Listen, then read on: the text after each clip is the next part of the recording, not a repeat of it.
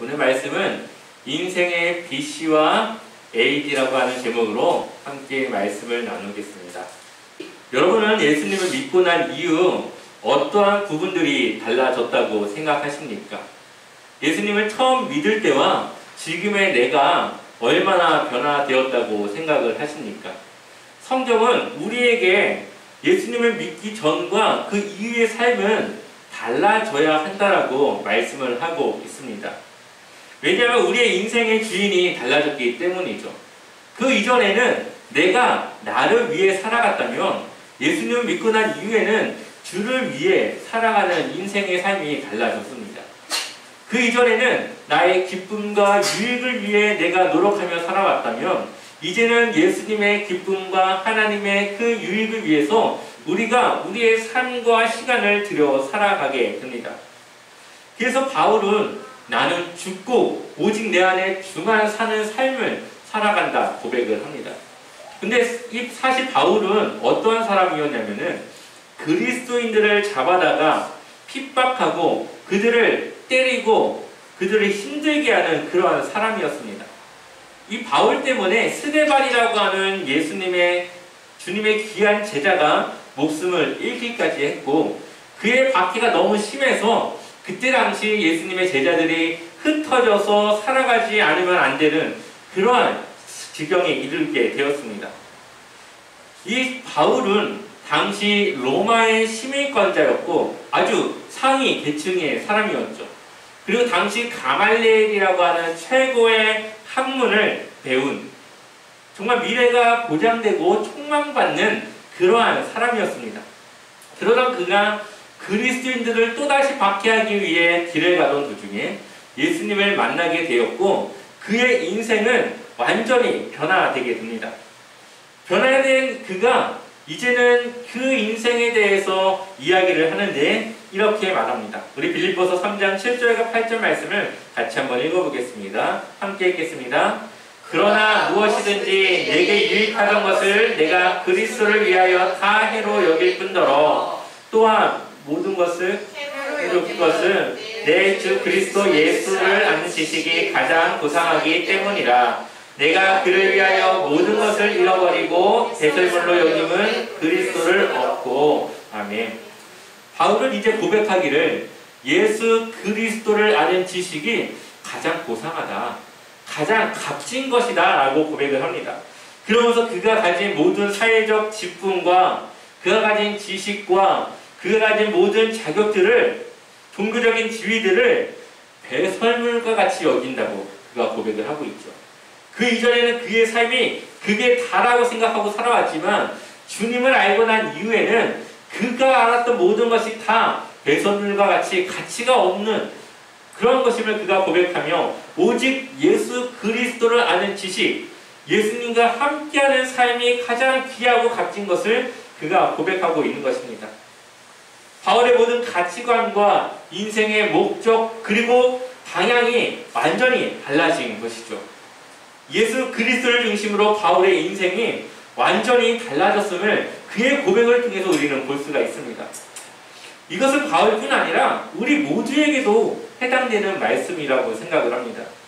저만 보더라도 예수 그리스도를 믿는 동안 많은 부분들이 변화되었습니다. 예수님을 제대로 알지 못했던 그리고 그렇게 신앙생활했던 저와 예수님을 알아가며 정말 지금 말씀으로 살아가고자 하는 저의 지금의 모습은 많은 부분 변화되었음을 저의 과거를 돌아보면 생각할 수 있습니다. 또한 많은 그리스도인들이 속도의 차이는 있겠지만 많은 부분 변화되어져 가고 시간이 지나감에 따라서 그들의 삶이 변화되어지는 것을 보게 됩니다. 그렇기 때문에 모든 그리스도인들은 예수 그리스도를 믿기 전과 믿은 후에 모습이 달라질 수밖에 없는 것이죠. 그렇게 될 수밖에 없습니다. 왜냐하면 우리의 인생의 주인이 달라졌기 때문이죠. 보통 역사를 두 가지로 나눕니다. 하나는 BC로 나누고 또 다른 하나는 AD로 불립니다. 이 BC라고 하는 것은 Before Christ라고 하는 예수님이 태어나기 전의 시간을 말합니다. 그리고 예수님이 태어난 이유를 AD라고 말합니다. 아노 도민이라고 말하고 있는데 이것은 주님의 해라고 하는 뜻을 가지고 있습니다. 그러니까 예수님을 기점으로 예수님이 오시기 이전과 예수님이 오신 이후의 역사는 달라지고 나눠지는 기준이 되었다고 하는 것이죠. 이 주님의 해라고 하는 것은 예수님 그리스도의 해라고 하는 의미를 가지고 있는데, 우리 모두는 바로 그리스도의 은혜 안에 살아가고 있고, 예수 그리스도가 이 세상에 온 순간부터 우리 인류에게는 소망이 넘치는 하나님의 은혜와 사랑을 받게 되는 그러한 은혜를 얻게 되었다는 것입니다. 그래서 역사를 영어로 히스토리라고 하죠. 그의 이야기입니다. 예수님의 이야기에 대한 그런 이야기가 바로 역사라고 영어는 정의하고 있습니다. 그래서 예수 그리스도를 기준으로 우리 인생의 BC와 AD로 나눌 수 있습니다. 예수 그리스도가 나와 함께하지 않았던 BC의 삶과 예수님이 나와 함께함으로써 내가 변화되어져 가는 AD의 삶으로 나눌 수 있는 것입니다. 단지 예수 그리스도만이 함께하는 것이 아니라 우리의 인생이 바뀌어진 놀라운 변화의 순간을 예수님을 통해서 그 기준으로 나눌 수가 있는 것이죠. 그런데 성경을 보면은 정말 바뀌지 않는 그러한 존재가 있습니다. 누구보다 하나님의 은혜를 경험하였고 하나님을 잘 알고 있고, 그러나 누구보다 하나님의 마음을 아프게 하고 하나님의 명령을 듣지 않는 아주 고집불통의 민족이 있습니다. 우리 모두가 다 생각하고 있듯이 이스라엘 민족입니다. 성경을 통해서 이스라엘이라고 하는 나라를 보게 되면은 하나님의 은혜가 없었던 적이 없습니다. 아브라함을 통해서 그 이스라엘이 준비되어지는 그 시점부터 바벨론의 포로로 잡혀갔다가 다시 돌아오는 그 시점까지 하나님은 한순간도 이 이스라엘을 버린 적도 없고 떠난 적도 없고 늘 그들의 편에서 그들을 위한 최선을 다하여서 그들을 보살펴 주셨습니다.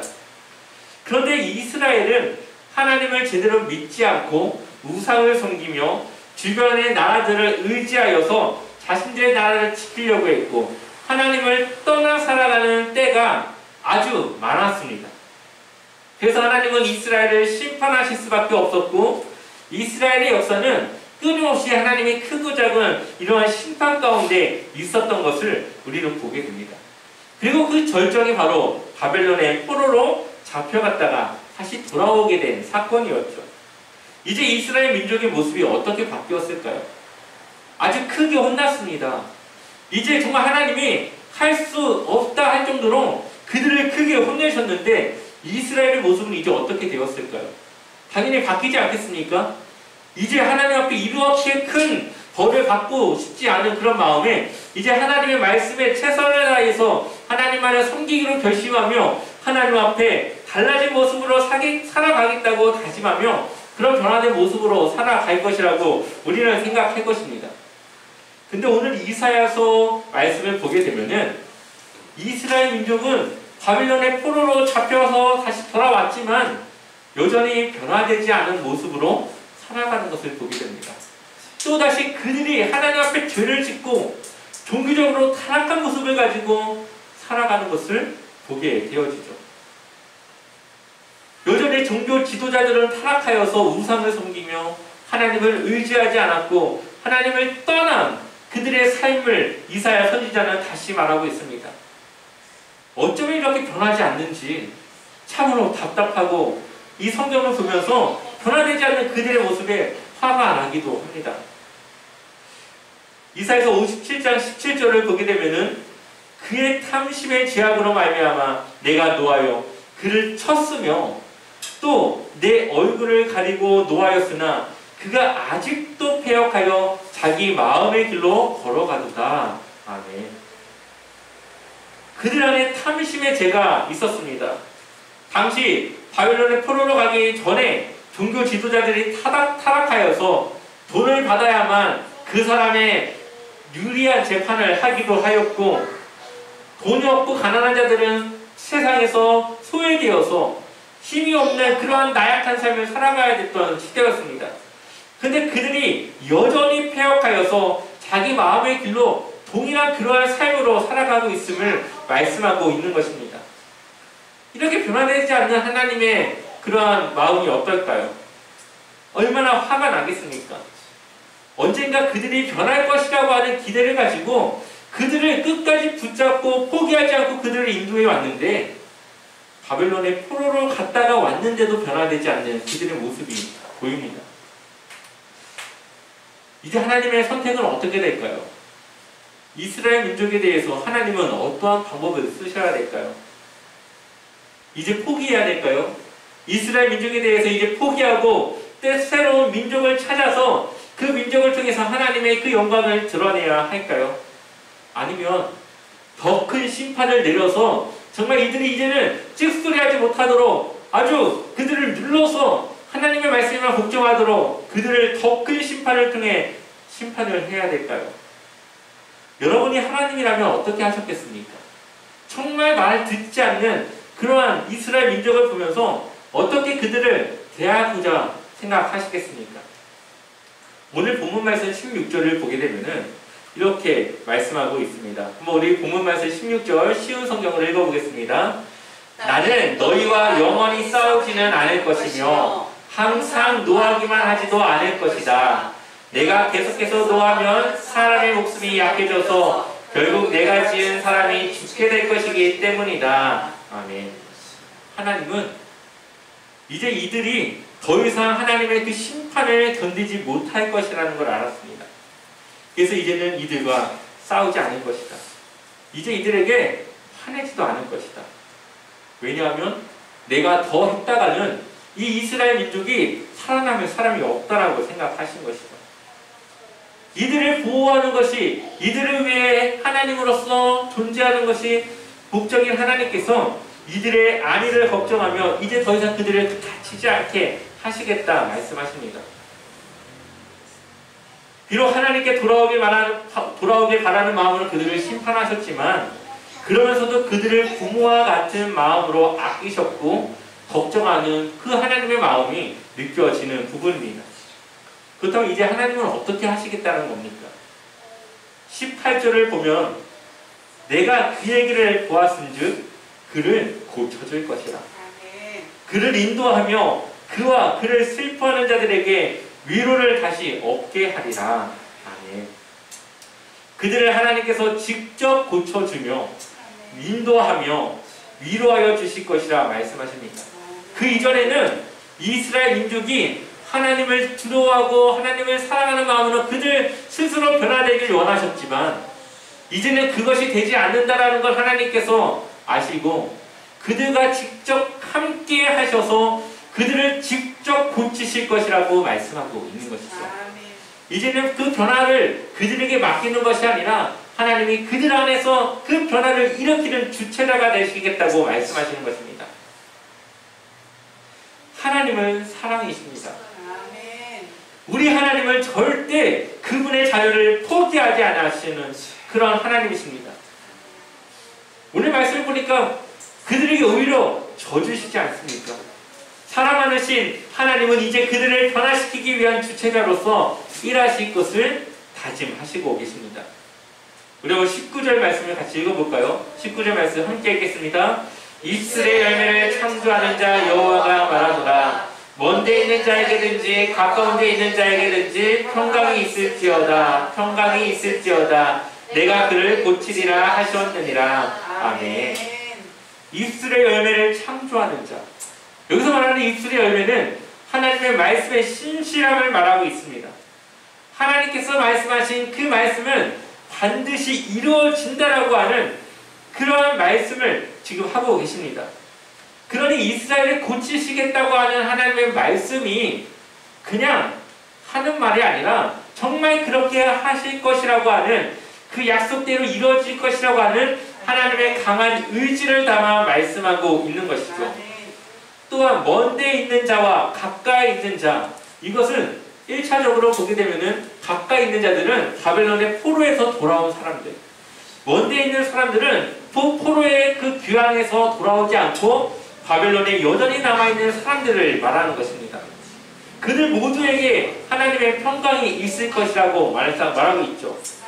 그리고 이 멀때 있는 자와 가까이 있는 자를 더 넓게 보게 되면은 이스라엘과 이방인 그리고 우리까지도 포함된 온 인류를 향한 하나님의 약속이라는 것을 우리는 알 수가 있습니다. 그 모두를 하나님께서 직접 고치실 것이라고 말씀하십니다. 모든 사람을 고치는 것이 아니라 조건이 있습니다. 그것을 위해서 우리가 해야 할 것은 바로 영적 걸림돌을 제거하는 것입니다. 14절 말씀을 같이 읽어보겠습니다. 14절 함께 읽겠습니다. 그가 말하기를 도두어 길을 수축하여 내 백성의 길에서 거치는 것을 제하여 버리라 하리라. 아멘. 지금 하나님께서 이스라엘과 하나님과의 관계 사이에 있는 영적인 걸림돌을 제거하라고 말씀하고 있습니다. 본문에서 거치는 것을 제하라고 말씀하시는데 이것은 하나님께로 나아가는 것을 막고 있는 영적인 걸림돌을 의미하는 것입니다. 여기서 말하는 영적 걸림돌이라고 하는 것은 이사야서 1장과 2장에 나와 있는 그들 안에 있는 사회적인 윤리적인 부패와 종교적인 혼합주의, 하나님도 믿고 이방신도 믿고 그 여럿이를 두루두루 믿는 그들의 종교적인 혼합주의, 그리고 경건하지 못한 문화, 그리고 그들의 가치관에 대한 그 모든 전반적인 것들을 말하고 있습니다. 그러니 하나님의 편에 서지 않는 그들의 타락한 모습을 말하고 있는 것입니다. 이러한 영적인 타락 때문에 그들은 심판을 받았고 바벨론의 포로로 잡혀갔지만 여전히 변화되지 않고 있습니다. 그리고 하나님은 다시 그들에게 그것을 모두 버리고 주님 하나님께로 그 길을 돌아올 수 있도록 닦아놓으라고 말씀하고 있는 것이죠. 그 길을 걷어내고 수축하여 그 길을 만드는 것은 그들이 하나님께로 나아가기 위한 것이 아니라 이제는 그들을 고치러 오시는 하나님이 그들 안에 함께 임하여지기 위하여서 그들의 마음을 새롭게 하라고 하는 하나님의 말씀이라는 것이죠. 이것이 바로 회개입니다. 회개는 하나님과 온전한 관계를 맺기 위한 시작입니다. 회개를 했다면 하나님을 믿기 전에 나와 믿은 이후의 나의 삶은 달라져야 합니다. 회개는 입술의 고백뿐만 아니라 우리의 삶 속에서 달라진 모습을 나타내야 되는 것이죠. 우리가 예수님을 믿는다면 우리는 회개해야 됩니다. 회개는 돌이키는 것입니다. 잘못된 방향으로 가고 있는 내 인생의 방향을 틀어서 올바른 방향으로 수정하고 돌이키는 것. 그래서 회개는 행동이 따라와야 합니다. 삶이 변화되어지는 것을 나타내야 됩니다. 인생이 BC에서 AD로 바뀌어 나가야 하는 것이죠. 하나님과의 관계는 회개해야만 올바른 관계를 맺어갈 수 있음을 오늘 말씀을 우리에게 보여주고 있습니다. 우리가 죄에게서 돌아서 은혜의 길로 나아갈 때에 그때부터 우리는 우리 인생의 운전대를 우리 주님이 잡으시고 우리를 인도하여 주시는 것입니다. 15절 말씀을 보게 되면은 지극히 존귀하며 영원히 거하시며 거룩하다 이름하는 이가 이와 같이 말씀하시되 내가 높고 거룩한 곳에 있으며 또한 통회하고 마음이 겸손한 자와 함께 있나니 이는 겸손한 자의 영을 소생시키며 통회하는 자의 마음을 소생시키려 함이라. 아멘. 하나님은 그들이 믿고 의지하고 있던 우상과는 아주 완전히 다른 존재를 말하고 있습니다. 하나님은 어떤 분이십니까? 아주 지극히 높으신 분입니다. 그분은 시간에 구애받지 아니하시며 이 세상의 모든 것과 구별되어 주신 그런 거룩하신 분임을 스스로 계신 하나님이심을 그는 고백하며 또한 하나님이 통회하고 겸손한 자와 함께 하시겠다고 다짐하십니다. 그 이유는 그들을 소생시키기 위한 것인데 여기서 말하는 소생이라고 하는 것은 새 생명을 말하는 것입니다. 통회하는 자들은 누굽니까? 당시 종교 지도자들이 가난한 자들을 착취하며 또 돈을 받고 공의롭지 않은 재판을 하는 그들에게서 억울함을 당한 고난을 당하는 그러한 삶을 감당해야만 하는 사회적 약자와 소유자들을 말하는 것입니다. 또한 겸손한 자는 하나님의 심판 이후에 바벨론 포로 이후에 낮아진 마음을 가진 사람들이죠. 하나님 앞에 회개하며 다시 정말 주님을 위해 살아가기를 결심하며 변화된 사람들을 말하는 것입니다. 이들에게는 하나님이 이제는 그들을 고치시고 그들을 소생시키시겠다. 그들에게 새 생명을 주시겠다 말씀하십니다. 아멘. 그렇다면 만약 그렇게 되지 않는 자들에게는 어떻게 하실까요? 한번 우리 이사야 57장 20절과 21절 두 절의 말씀을 같이 읽어보겠습니다. 함께 읽겠습니다.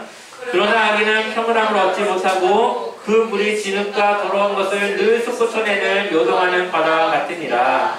내 하나님의 말씀에 악인에게는 평강이 없다 하셨느니라. 아멘.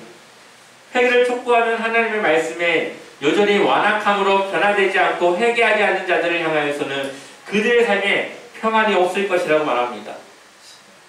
하나님이 없는 삶은 불안하고 평안함이 없는 삶을 살아갈 수밖에 없습니다. 왜냐하면 우리에게 평안을 주시는 분은 하나님이시기 때문이죠. 그래서 요한복음 16장 33절에 내 안에서 평안을 누리게 하려 함이다 라고 예수님께서 말씀하십니다. 우리가 평안을 누릴 수 있는 곳은 주님 안에서, 그리스도 안에서 살아갈 때에 우리는 편안함을 느끼고 갖고 살아갈 수 있습니다. 세상의 환난 속에서도 우리의 삶만은 평안하다는 것이죠. 저는 이 말씀을 준비하면서 변하지 않는 이스라엘을 향해 참으로 답답한 마음을 많이 느꼈습니다. 왜냐하면 하나님을 믿는다고 하면서 하나님의 능력을 그렇게 경험했으면서도 왜 그들은 변화되지 않고 하나님을 의지하지 못할까? 그리고 이들을 포기하지 않는 하나님의 모습도 참으로 답답했습니다.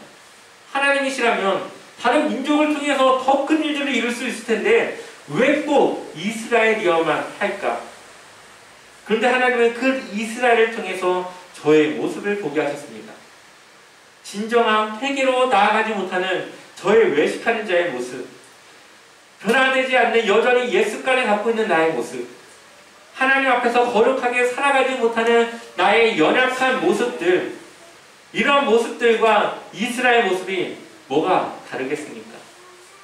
그럼에도 포기하지 않고 끝까지 이스라엘을 쓰시고자 하는 하나님의 그 마음, 그것이 지금 저를 이 자리에 세운 것 아니겠습니까? 아멘. 하나님이 포기했다면, 하나님이 이스라엘을 포기했다면 저도 이 자리에서 하나님을 위해 일할 수 있는 자격이 없는 사람이었을 것입니다. 하나님이 이스라엘을 포기하지 않는 그 모습을 통하여서 여전히 우리를 포기하지 않고 인도하시는 하나님의 그 사랑을 우리가 느끼길 원했던 것이죠. 그래서 오늘 말씀은 저를 위한 말씀입니다. 그럼에도 불구하고 회개하면 하나님께서 나를 고치시고 평안의 길로 인도하신다는 하는 그 말씀이 나를 위한 하나님의 사랑이며 은혜였다는 것을 다시 한번 생각하게 됩니다. 하나님이 다른 신들과 다른 것이 있다면 그것은 바로 하나님은 은혜와 사랑의 하나님이시라는 것이죠. 우상을 섬기던 사람들은 하나님과 같이 다른 신들도 자신들을 심판할 수 있을 것이라고 하는 두려움을 가졌습니다. 왜냐하면 자신들의 그 죄에 대한 값을 그들이 치러야 되는 것을 알고 있었기 때문이죠. 우리가 볼 땐 당연히 우상은 가짜였지만 우상을 섬기던 자들에게는 그들도 신이기 때문에 인간의 잘못한 것들에 대한 두려움과 심판을 그들이 두려워하였습니다. 그러나 결국 사람들에 의해 만들어진 신은, 사람들의 생각은 심판에서 끝납니다. 그러나 살아계신 하나님은 우리에게 심판이 아니라 용서와 사랑으로 거룩하시며 이 세상에 하나밖에 없는 유일하신 하나님이신 것을 우리에게 보여주십니다. 사람의 생각으로 어찌 하나님이, 신이 인간을 용서할 수 있다 생각하겠습니까? 하나님이 그것을 보여주지 않고 우리에게 알려주지 않았다면 우리는 늘 심판 앞에 두려움으로 살아가야 될 것입니다. 아무리 잘못된 일을 하고 죄를 지어도 하나님은 우리를 사랑으로 감싸시고 용서하시고 돌아오길 기다리십니다. 하나님은 절대 그분의 자녀를 포기하지 않습니다. 하나님은 그럴 능력과 자격이 충분히 있으신 분이기 때문에 우리를 늘 보호하시고 인도하십니다. 하나님은 지금도 여러분들을 기다리십니다. 우리의 죄를 내려놓고 온전히 하나님께로 나아가길 하나님은 기다리고 계십니다. 그것을 위해 예수 그리스도를 이 땅 가운데 보내주셨고 우리의 모든 죄를 대속하여 주셨습니다. 우리의 피값으로 우리의 모든 죄를 주님께서 사하여 주셨습니다. 이제 우리가 우리의 삶을 돌이켜 회개하여 하나님께 나아가면 하나님이 직접 우리를 고치시고 변화시켜 주실 것이라 약속하고 있습니다. 오늘이 여러분의 인생 안에 BC에서 이제는 AD로 변화되어질 수 있는 그러한 시간이 되길 주님의 이름으로 간절히 축원합니다.